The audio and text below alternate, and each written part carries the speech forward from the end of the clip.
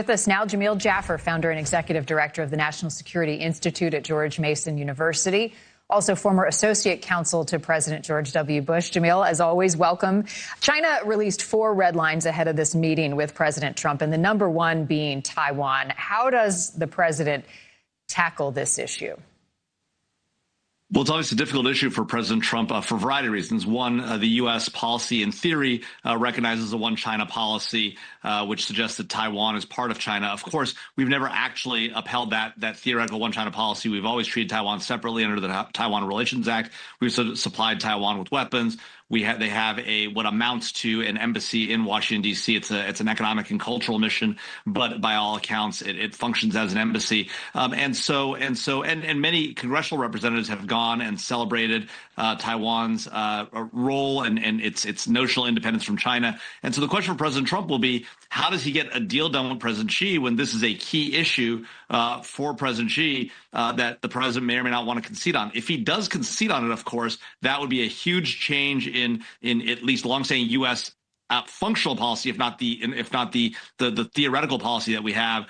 That could be a huge change and hugely damaging to our support for democracy in the region and around the globe.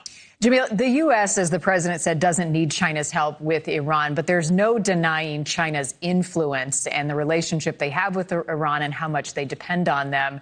How do you expect them to lean on that leverage in the discussions?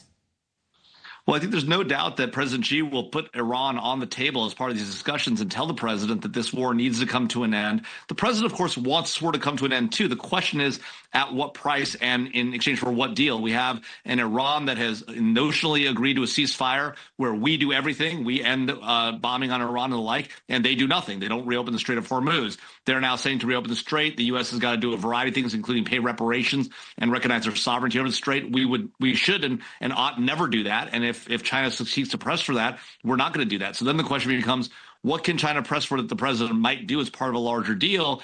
And that's, I think, an open question. At the end of the day, the right answer for the American public and for what we've done thus far in Iran is to actually get the regime out, get them to give up their nuclear program, and get them to give up the ability to enrich domestically. The question is, how much of that will China, work out in a deal with the president if they're going to, in fact, try to negotiate on behalf of the Iranians?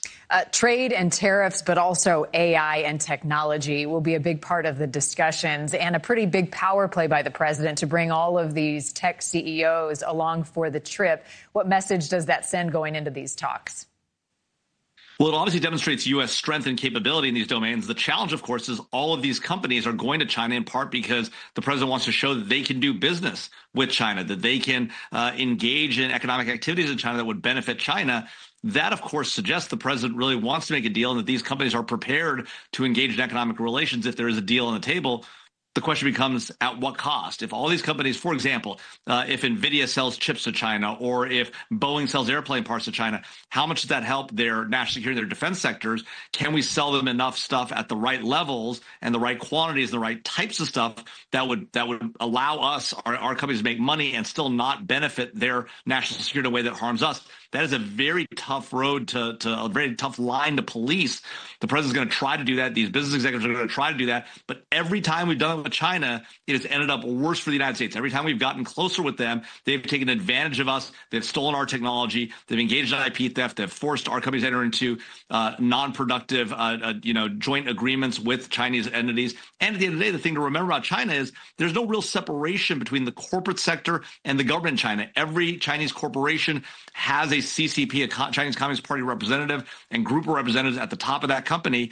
And so that's why when we try to do deals with China, whether it's at a government-to-government level or on a business-to-business level, they're not really doing deals with businesses. You're doing deals with the Communist Party, and they have no interest in actually working in the U.S. national interest. And that's the real challenge we face with that country. Yeah, friendly as it may seem, there's a real trust issue here. All right, Jamil Jaffer, thank you as always. Thank you.